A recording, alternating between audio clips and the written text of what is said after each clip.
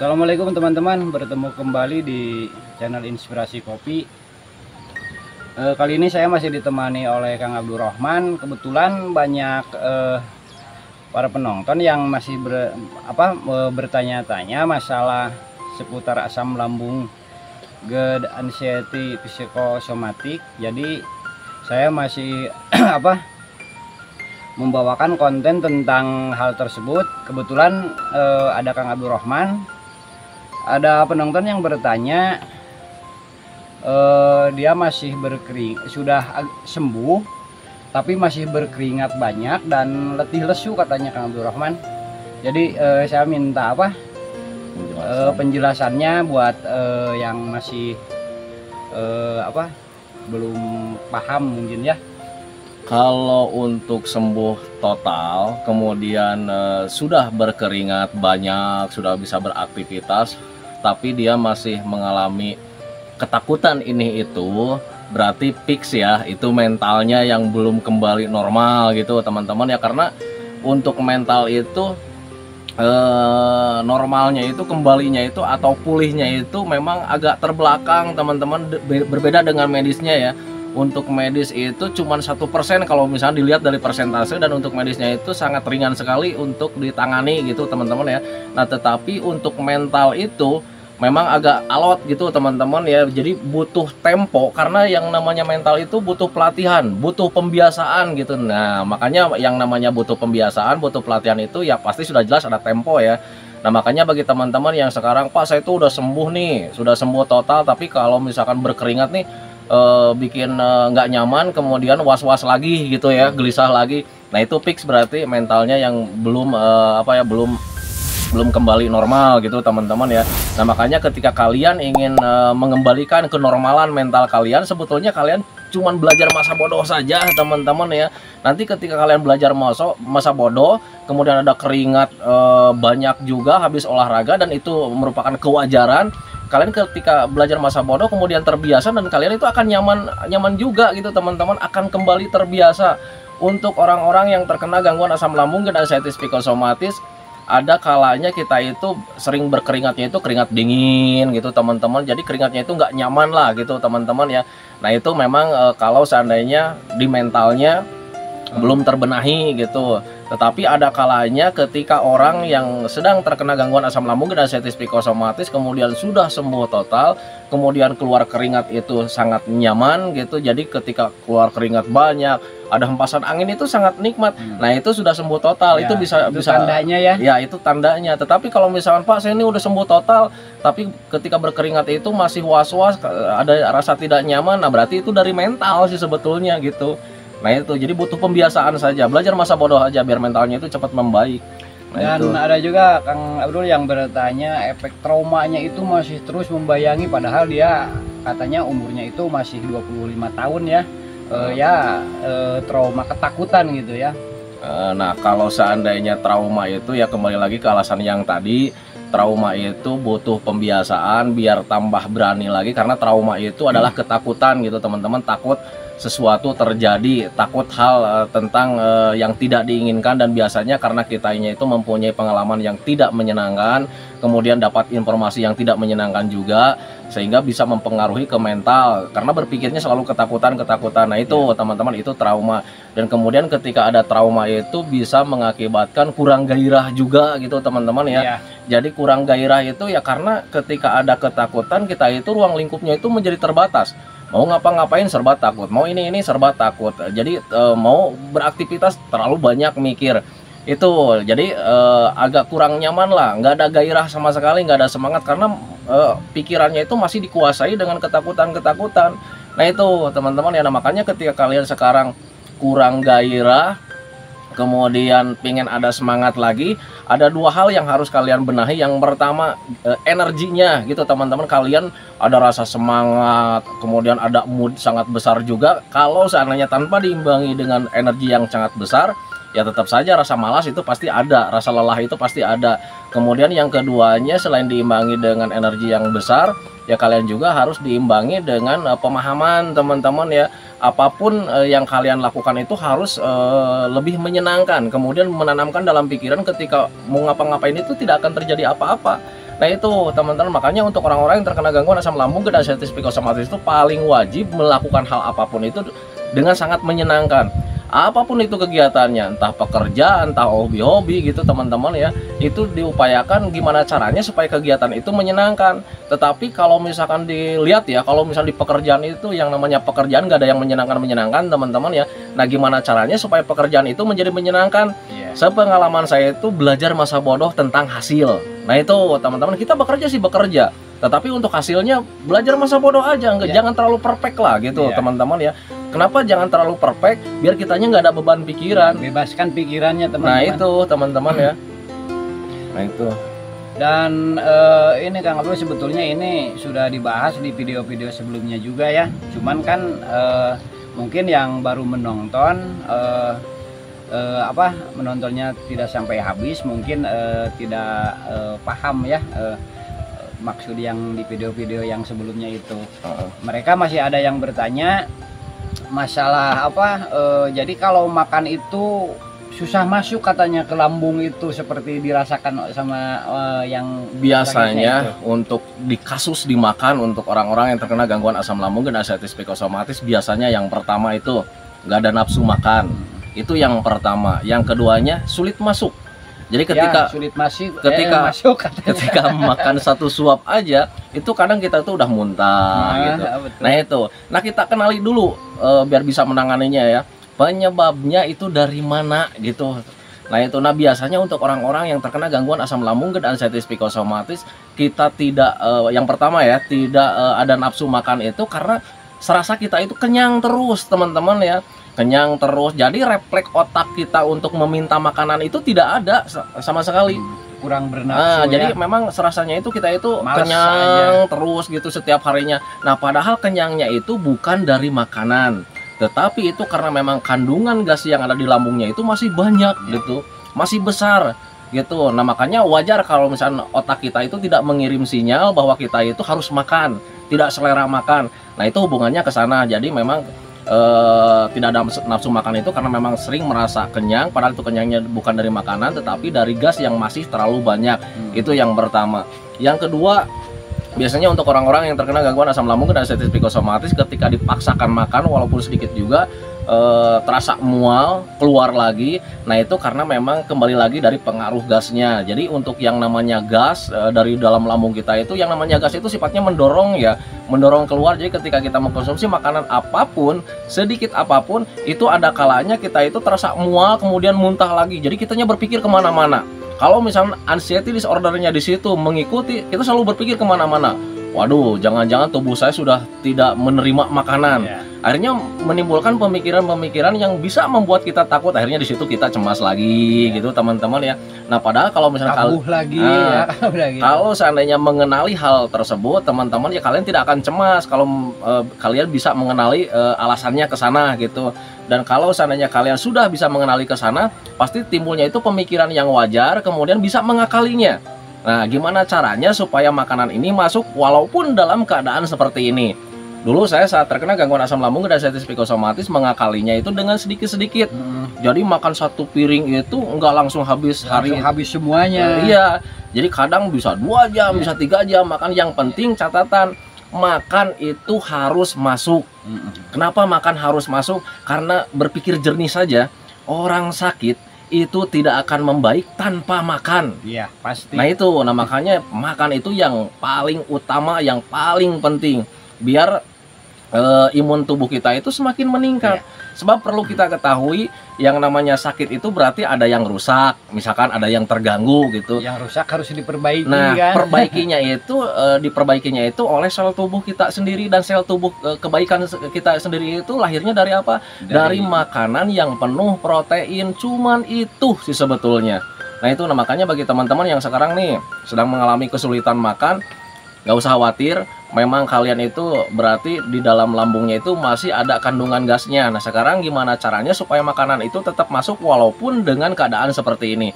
Dulu saya mengakalinya cuman dengan air hangat. Sebelum makan itu minum dulu air hangat pelan-pelan biar sendawa gitu. Nanti ketika sendawa itu gasnya keluar dulu ya. Keluar gasnya, dan ketika keluar gasnya baru makan sedikit-sedikit. Jadi nggak terlalu cepat makannya, nggak terlalu diakalinya gitu. Jadi sedikit-sedikit, yang penting gimana caranya satu piring itu bisa masuk. Nah itu. Nah, ini sebetulnya di video sebelumnya juga udah dibahas, cuman barangkali ada yang belum nonton, jadi Masih bertanya juga, jadi kami terangkan lagi. Emang biar untuk pada paham semua ya. Untuk teman-teman. orang-orang yang terkena gangguan asam lambung dan diabetes psikosomatis itu harus sering diingatkan, karena memang pemikiran-pemikiran tentang ketakutannya itu masih besar. Akhirnya jiwa keponya itu sangat besar. Itu sifat-sifat orang-orang yang terkena gangguan asam memang seperti itu, Kang Yosep. Dan buat penonton channel Kang Abdul Rohman ya, jadi Kang Abdul Rohman itu nggak pindah channel atau ganti channel, cuman ini kan di komen nah, ya. jadi nggak pindah channel, cuma ini kan di sini channel inspirasi. Jadi pengalaman Kang Abdul Rohman saya buatkan videonya supaya apa? Supaya menjadi motivasi dan inspirasi bagi kalian semua dalam mengalami penyakit yang pernah dialami Kang Abdul Rohman, itu maksudnya. Nah, nanti video-video selanjutnya juga saya bisa menayangkan mungkin kalau ada kesempatan dan waktunya tentang masalah-masalah yang lain ya, penyakit yang lain atau persoalan sehari-hari. Banyak aja pokoknya yang akan saya videokan. Mudah-mudahan isi videonya itu ada yang bermanfaat bagi kalian semua, itu maksudnya. Nah itu Kang Abdul Rohman, ini masalah asam lambung itu ada keluhan juga yang katanya mencret, katanya buang BAB-nya itu. Nah, untuk mencret sebetulnya kalau misalkan orang-orang yang terkena gangguan asam lambung dan diabetes psikosomatis tidak salah memprediksi gitu, itu sebetulnya mencret itu merupakan hal yang sangat biasa sebetulnya. Mencret itu adalah mencret umum, semua orang pernah mengalaminya gitu.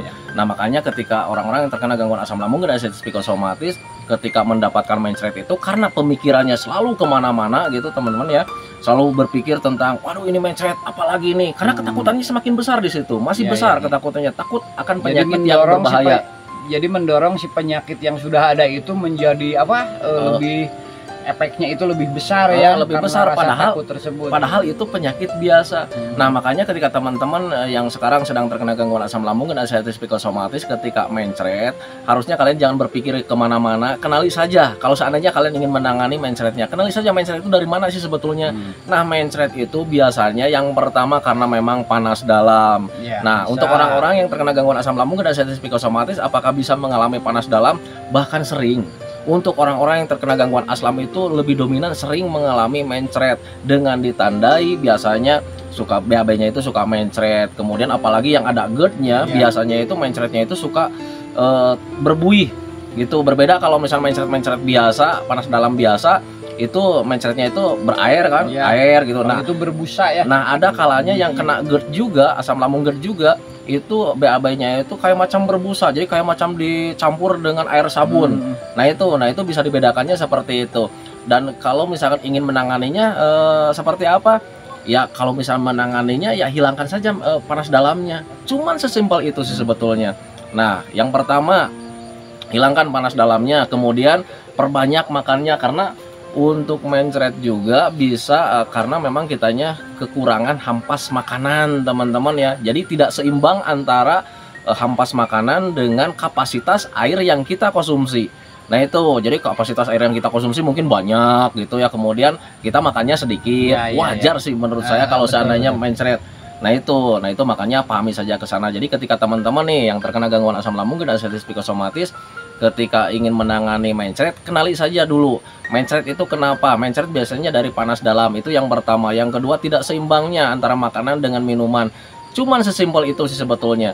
Nah itu, jangan pernah kalian berpikir kemana-mana, waduh ini jangan-jangan penyakit dalam saya itu sudah hancur. Memang seperti itu ya untuk orang-orang yang terkena gangguan asam lambung dan diabetes psikosomatis, karena ketakutannya masih besar. Padahal tidak itu teman-teman ya. Kan ada ini Kang Abdul, ada yang berkomentar sampai dia itu kan karena efek traumanya yang mungkin sangat terlalu besar, sampai dia itu merasa seakan mau mati katanya. Memang untuk orang-orang yang terkena gangguan asam lambung, kalau seandainya sudah ada trauma, kemudian diikuti dengan anxiety disorder, diikuti juga dengan psikosomatis, rasanya memang sangat dahsyat sekali. Jadi seolah-olah, ini seolah-olah ya, tidak menyebabkan kematian, tapi seolah-olah rasanya. Jadi rasanya itu seperti mau mati dan akhirnya di situ menimbulkan ketakutan tersendiri.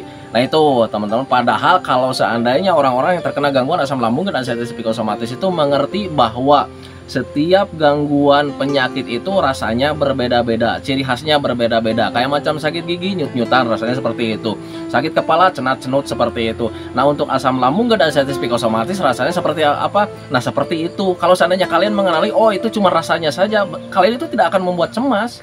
Nah itu, nah makanya pahami saja ke sana bahwa setiap penyakit itu rasanya berbeda-beda, tetapi untuk menyebabkan kematian tidak, sama sekali tidak menyebabkan kematian. Tidak ya.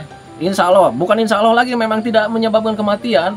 Yang menyebabkan kematian itu bukan asam lambung dan anxiety psikosomatis, tetapi yang pertama takdir, itu yang pertama. Iya. Yang kedua adalah gangguan berbahaya. Nah itu, nah tetapi kalau misalnya gangguan berbahaya juga, kalau misalnya belum ada takdir ya nggak apa-apa. Nah itu, nah harus bisa memahami ke sana. Jadi untuk asam lambung dan anxiety psikosomatis itu tidak berbahaya sama sekali. Nah itu teman-teman pahami saja ke sana biar kalian itu tidak cemas, tidak was-was, biar kalian itu cepat membaik lagi. Nah itu teman-teman ya. Dan sekedar memotivasi apa? Memotivasi. Malelo gitu Pak. Memotivasi kalian ya. Kalau masalah kematian itu kan jangankan orang yang sakit, yang tidak sakit pun bisa saja kalau masalah kematian itu. Jadi datangnya kematian itu tidak hanya selalu dari penyakit yang kita alami ya teman-teman. Itu masalahnya masalah takdir aja. Jadi bersemangat kalian yang terkena penyakit asam lambung, tetap semangat, tetap kalian beraktivitas yang usahakan senormal mungkin, semampu kalian, jangan dibawa malas-malas supaya apa? Supaya cepat sembuh total. Saya mendoakan buat kalian semua supaya cepat sembuh, bisa kembali seperti biasanya lagi aktivitasnya, dan itu akan sangat bermanfaat ya, bagi kalian semua. Ya kalau sehat mah, kalau sudah sembuh total, sudah sehat itu ya kualitas hidup itu semakin meningkat karena kita itu menjadi produktif lagi. Jadi untuk orang-orang yang terkena gangguan asam lambung dan anxiety psikosomatis sebetulnya produktivitas hidup itu tidak ada gitu. Jadi ya cuman diem, kemudian merasa-rasakan setiap hari senangnya rebahan, mau produktif gimana ya. Nah itu teman-teman ya. Nah makanya mulai dari sekarang bagi teman-teman yang terkena gangguan asam lambung dan anxiety psikosomatis justru harus lebih semangat, harus lebih bahagia. Ingat ya, harus lebih bahagia. Gimana caranya supaya hati dan pikiran kalian itu bahagia? Karena obat yang paling mujarab itu bahagia. Kalau nggak percaya, bagi teman-teman yang sekarang terkena gangguan asam lambung dan anxiety psikosomatis, coba Anda sekarang rasakan sendirilah. Apakah sekarang kalian merasa bahagia? Kan tidak. Jujur ya. Jujur sepengalaman saya waktu terkena gangguan asam lambung dan anxiety psikosomatis, bahagia itu tidak ada. Jangankan untuk tertawa-tertawa besar ya, senyum aja sedikit nggak ada. Dan nggak ada sama sekali. Ini tambahan Gitu. sedikit ya teman-teman. Dan kalau kalian ingin bahagia, coba bahagiakan orang lain. Itu hasilnya akan membahagiakan kita juga. Soalnya. Nah itu. Nah, jadi jadilah orang yang bermanfaat kita buat orang lain. Misalkan kalau sudah ada yang sembuh total, apalagi ya, tolong dibantu yang lain yang masih bermasalah dalam asam lambungnya. Kita Biar bantu, ini kita beri motivasi juga. Biar pengalaman ini menjadi lahan ibadah buat kita semua gitu, dan ketika kita menjalankan kebaikan walaupun hanya sekedar memberikan informasi terhadap orang lain, ada rasa kebahagiaan tersendiri dan itu menjadi obat tersendiri buat kita ya. Karena untuk orang-orang yang terkena gangguan asam lambung dan anxiety psikosomatis lebih harus lebih dominan itu harus bisa melatih perasaan juga gitu. Nah, ketika kita memberikan kebaikan terhadap orang lain, ada rasa yang sangat nikmat sekali yang itu susah diungkapkan dengan kata-kata, dan itu bisa menjadi obat juga untuk melatih perasaan kita gitu teman-teman ya. Nah itu intinya pada kesana gitu ya. Nah itu. Dan kalian yang kalau ada yang banyak yang belum tahu bagaimana cara mengatasi asam lambung, terus cara bertindaknya kayak gimana, menyikapinya kayak gimana, kalian bisa tonton channelnya Kang Abdul Rahman langsung ya. Di situ sudah banyak sekali video-videonya tentang bagaimana caranya mengatasinya dan berbagai macam tentang asam lambung. Bisa kalian tonton semua biar kalian bisa terbantu dan mudah-mudahan cepat sembuh total. Itu dulu Kang Abdul. Ya teman-teman, sekian dulu video kali ini. Mudah-mudahan bermanfaat bagi kalian. Nah, Dan jangan lupa bagi kalian yang ingin mendukung channel saya, like, subscribe, dan komennya. Mudah-mudahan bantuan kalian bermanfaat bagi saya dan juga menjadi lahan ibadah bagi kalian. Semoga kalian cepat sembuh dan dilancarkan dalam segala urusannya. Amin ya robbal alamin. Assalamualaikum warahmatullahi wabarakatuh.